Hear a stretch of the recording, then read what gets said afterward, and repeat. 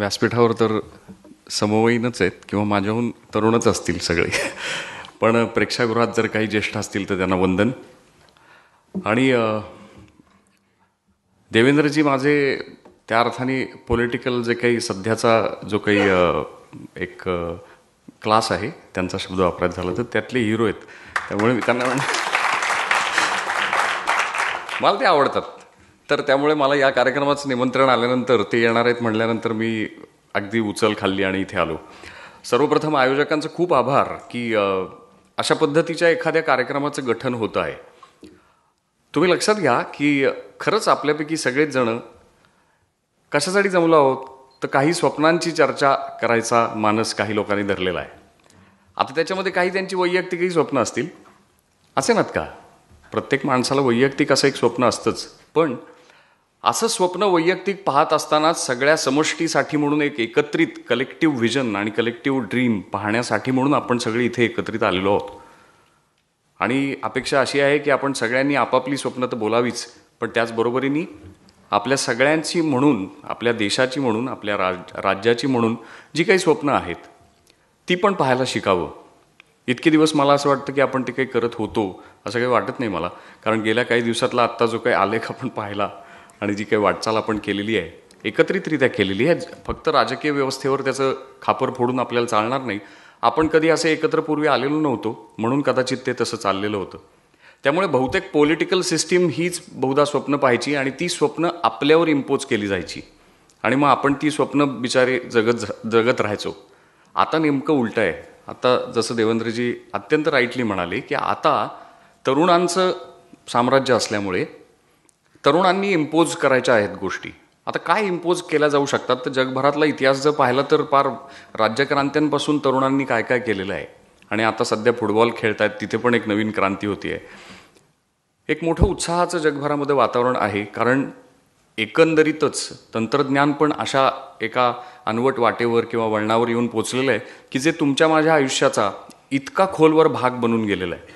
तुमच्या माझ्या विचारशक्तीला पण आता ते त्याचं ग्रहण लागायला लागलेलं आहे की इतकं झालं आहे की आपण अशा टप्प्यावर आहोत की म्हणजे यांत्रिकदृष्ट्या मानवी संवेदनासुद्धा आपण तयार करू शकतो की काय, अशा टप्प्यापर्यंत आत्ता आपण पोचलेलो आहोत. तर असा मोठा संक्रमणाचा मजेशीर काळ आहे.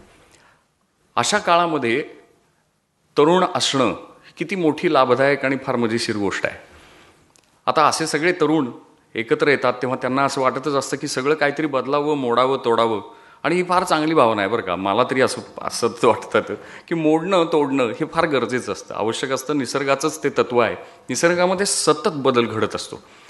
तद्वत आपल्या सगळ्या समाजामधले सगळे जे काही म्हणून साचलेले गाळ आहेत किंवा साचलेले जे काही काय एक जी बद्धकोष्ठता आहे ती काढून टाकणं फार गरजेचं असतं. मग ती सगळ्या सामाजिक जीवनामध्ये असेल, सांस्कृतिक जीवनामध्ये असेल, आपल्या पॉलिटिकल सिस्टीममध्ये असेल, तिचं सातत्याने ढवळून काहीतरी त्याच्यामध्ये परिवर्तन येणं ही निसर्गानीच मान्य केलेली आणि घालून दिलेली अशी एक खरं तर हा एक दंडक आहे.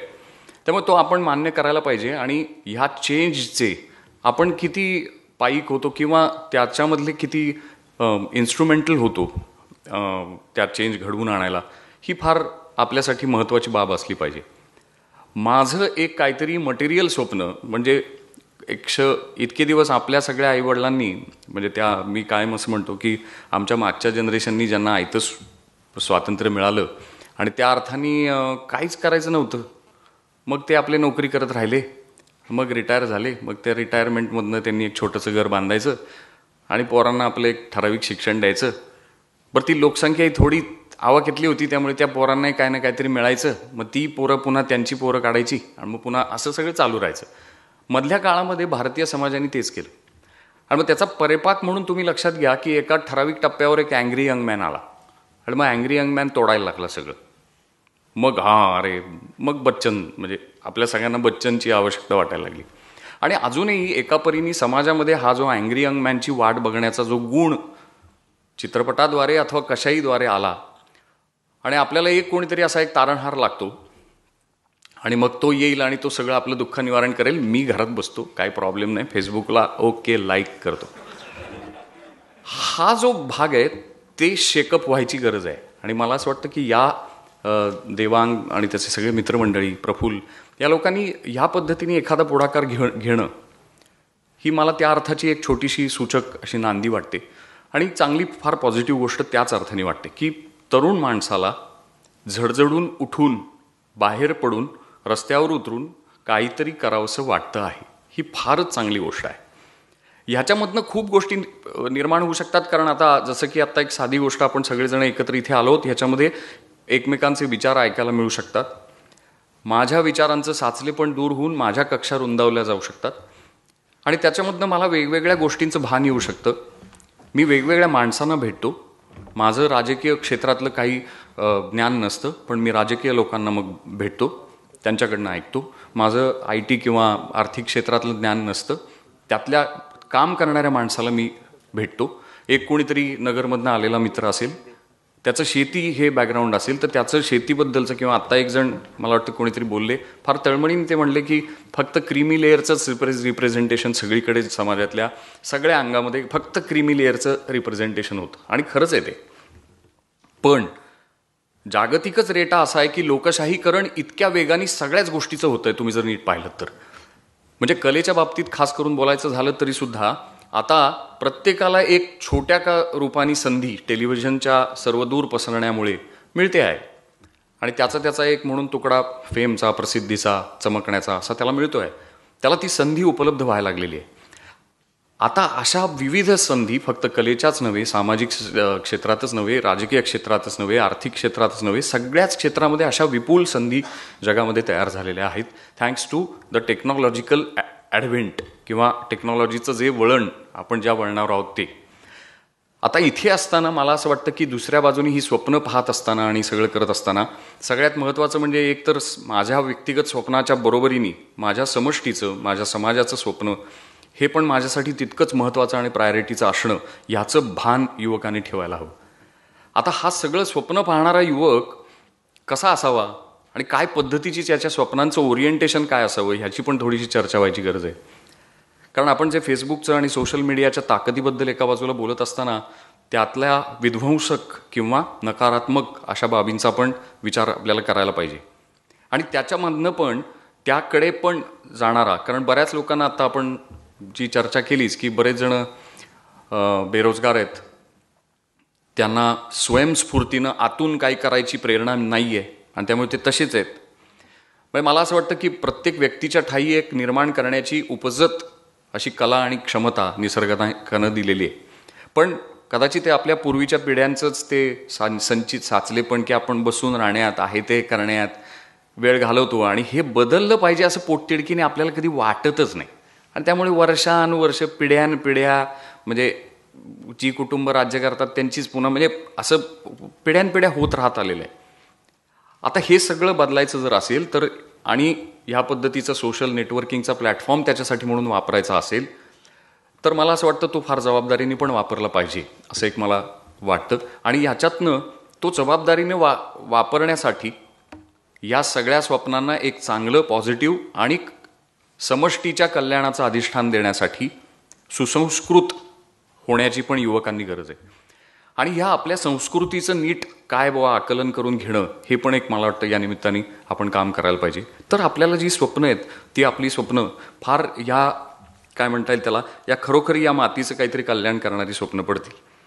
आणि म्हणून मग मी कोण, माझा देश काय, माझा प्रदेश काय, माझे बांधव काय, माझ्या शेजारी बसणाऱ्या माणसाबद्दल मला कणव वाटते का, त्याचं दुःख मला माझं दुःख वाटतं का, या पद्धतीचा विचार पण या निमित्ताने युवकांनी करायची गरज आहे. युवकांनी एकत्र यायचे. आता कुठेही एकत्र यायचं म्हटल्यानंतर या पद्धतीने दुसऱ्याचा, आपल्या शेजारी कोण बसतोय त्याचा विचार करायची गरज पडतेच. त्यामुळे तुम्ही जर करणार नाही असं म्हणाल तरी सुद्धा तुम्हाला कंपल्सिव्हली ते करावंच लागणार आहे. आणि अशा अर्थाने मी म्हणतोय की लोकशाहीकरण त्याचा जो रेटा आहे तो फक्त राजकीय व्यवस्थेमध्येच माणसांचं पार्टिसिपेशन वाढवतोय अशातला भाग नाही, तर व्यक्ती म्हणून जगताना सुद्धा माझ्या स्वप्न पाहण्यामध्ये, माझं स्वप्न साकार करण्यामध्ये सुद्धा मला पार्टिसिपेशनची गरज लागते आहे आणि मला समाजाची गरज लागते आहे. तर असं कधी नव्हे ते एक प्रकारे समाजाशी संवादी होण्याचं पण हे युग आहे, हा काळ आहे. तर बाहेर पडलं पाहिजे, मोकळेपणाने बोललं पाहिजे. युवकाचं जे सगळ्यात महत्त्वाचं निदान ते म्हणजे बेडरपणा, निडरपणा, त्याला कशाचीच फिकीर नसते आणि काय म्हणतात त्याला, तो खरंच अँग्री यंग मॅन असतो. तर चांगल्या अर्थाने अँग्री यंग मॅन परत एकदा व्हायची गरज आहे आणि अँग्री यंग मेन व्हायची गरज आहे. एकट्या दुकट्या कोणा माणसाचं हे काम नाही आहे बरं का. शेकडो कोटीचा देश आहे, एकट्या दुकट्या माणसाचं काम नाही. पण एकट्या माणूस विचार मात्र देऊ शकतो आणि त्या विचारावर ठामपणे चालत राहून नंतर परिवर्तन घडवून आणू शकतो, हे आपण आता पाहिलं. दुसरी एक गोष्ट महत्त्वाची म्हणजे आपल्या प्रत्येकाचीच भाषा बदलतीये, आपले पोशाख बदलत आहेत, आपलं खाणं म्हणजे आहार बदलतो आहे. आपण प्रचंड खूप जागतिकीकरणाच्या रेट्यामध्ये खूप बदलत आहोत आतून बाहेरून.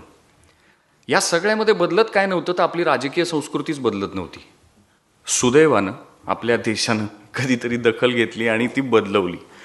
नाही तर मला तेवढी भीती वाटायची की म्हटलं आता हे कधी बदलतंय का नाही आपल्या हयातीत. हा म्हणजे तेच कंटाळा आला होता इतका. आणि मला त्या अर्थाने मी पूर्णतः काय म्हणतात त्याला निरपेक्ष भारतीय नागरिक याच नात्याने मी म्हणतो की सिस्टीम बदललीच पाहिजे. असं कोणाचाही ग्रह होऊन चालताच येणार नाही की आम्ही आता आमचंच हे बुवा हे सगळं, असं नाही म्हणून चालता येणार. तर सांगायचं कारण म्हणजे फार सुंदर आपल्या पंतप्रधानांनी जे वाक्य म्हटलं की आम्हाला इथली राजकीय संवादाची भाषासुद्धा बदलायची, आमच्या इथला राजकीय व्यवहारच बदलायचा आहे. आणि त्याचं निदर्शक मला हे कार्यक्रम फार वाटतो. कशा अर्थाने मी तुम्हाला म्हणतो की इतके दिवस इंग्रजांनी जे काही वारशाने आपल्याला दिलं आपल्या पॉलिटिकल क्लासला, तीच पॉलिटिक्सची किंवा राजकीय टूल्स ही लोकमंडळी सगळी वापरत होती आणि त्याचाच वापर यथेच्छ केला जात होता. तुम्हाला मला जातीचं नाव सांगून, कधीतरी ह्याचं त्याचं नाव सांगून फोडाफोड आणि एकत्र कधीच येऊ दिलं जात नव्हतं. कारण एकत्र माणसं आली की विचार तिथे घडेल, तिथनं काहीतरी रिव्होल्टची शक्यता तयार होईल, म्हणजे प्रतिरोध तयार होईल, असं एक पॉलिटिकल क्लासला नेहमीच भय वाटत असतं. पण आता तोच पॉलिटिकल क्लास एक काही नवीन जी माणसं की ज्यांना नवं कळतंय, हे ज्यांचं मन यूथनी भरलेलं आहे, व्यापलेलं आहे आणि जे विचार करू शकतात तरुणांसारखा, ती मंडळी या नवीन पद्धतीच्याच मागे लागेल. ती म्हणतात एकत्रच या एकत्र आणि मग आपण एकत्रितरित्या काहीतरी करू. हे जेव्हा कोणी मंडळी बोलायला लागतात राजकीय व्यवस्थेमधली, तेव्हा फार आश्वासक परिस्थिती तयार होते. आणि म्हणून मला असं वाटतं की ह्या सगळ्या आश्वासक परिस्थिती नुसती तयार झाली आहे म्हणूनही मी घरी बसून चालणार नाही आणि हो वा मस्त परिस्थिती तयार झाली आता काय होईल असं नाही म्हणून चालणार. त्याच्यामध्ये माझा खारीचा वाटा उचलायलाच लागेल. आणि मग तो खारीचा वाटा आता देवांग म्हणला तसं की एक बारीकसं काहीतरी मी करतो आहे, माझी आयडिया पुटअप करतो आहे, मी मोकळेपणाने तिथे मांडतो आहे, मी धाडच दाखवतोय. आता या आमच्या मित्रांनी इतकेच धाडसाने तो माणूस उभा राहिला आणि बोलला. कारण हे करण्यामध्ये सुद्धा आपल्या अंतर्गत असलेले अनेक प्रतिरोध मोडून काढावे लागतात आणि ते धाडसाने उभं राहावं लागतं. तुम्हाला समाजापुढे यावं लागेल आणि आपण नेहमी अगदी सरदोपटपणे सगळेच कुठेही अगदी नाक्यावर, पानाच्या ठेल्यावर, कुठेही 2-4 गोष्टी आपल्याला बोलायला फार आवडतात. राजकीय लोकांना हाणायचं कारण ते गिराईक असल्यासारखं, म्हणजे त्यांना. आणि तेव्हा आपलं जणू काही राजकीय ज्ञान म्हणजे आपण म्हणजे काय प्लेटो आणि हे सगळेच वाचूनच जणू काही चाणक्य आपण कोळून प्यायलो असेच असतो आपण. दुसरं असतं क्रिकेट म्हटलं की एक, आणि तिसरं म्हणजे पिक्चर लाईन. मग त्यांनी नाही तो काय मला नाही आवडला त्याचा असं हे सरधोपट शहाणपण आहे.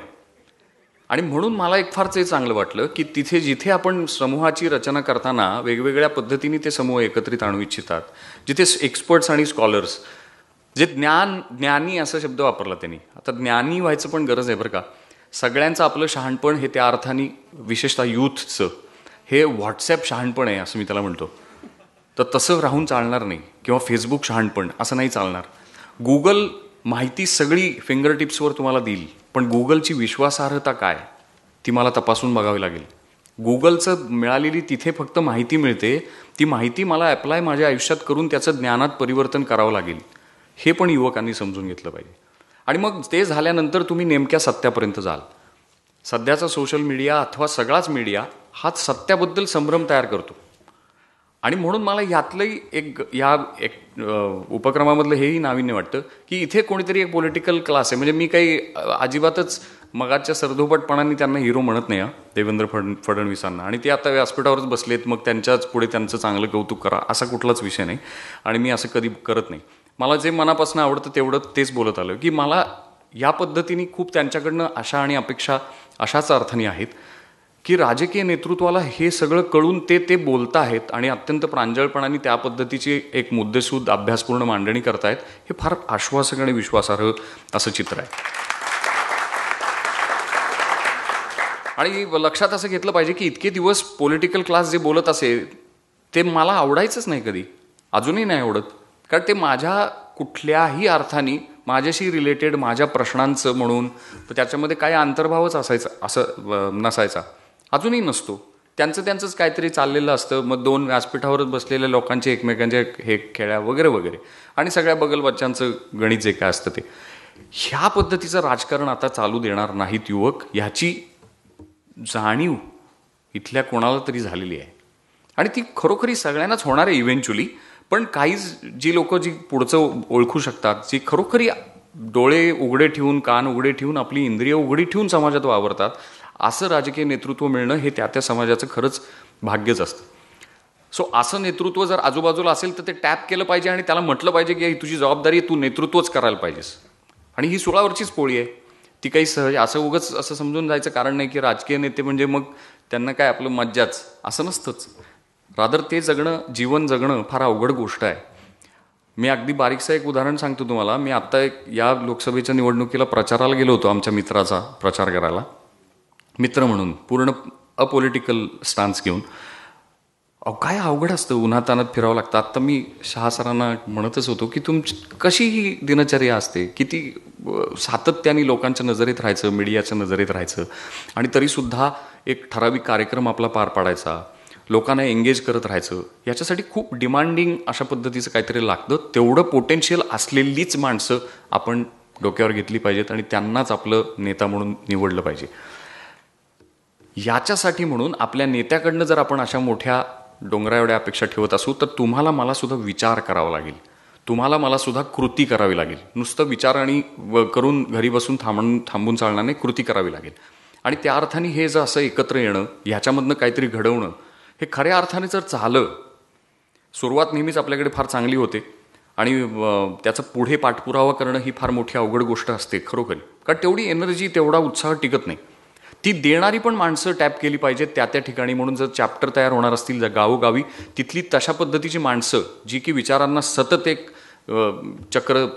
गती देऊ शकतील, अशी माणसं टॅप करून ती पण त्या ॲक्टिव्हिटीमध्ये आणली पाहिजेत असं मला वाटतं.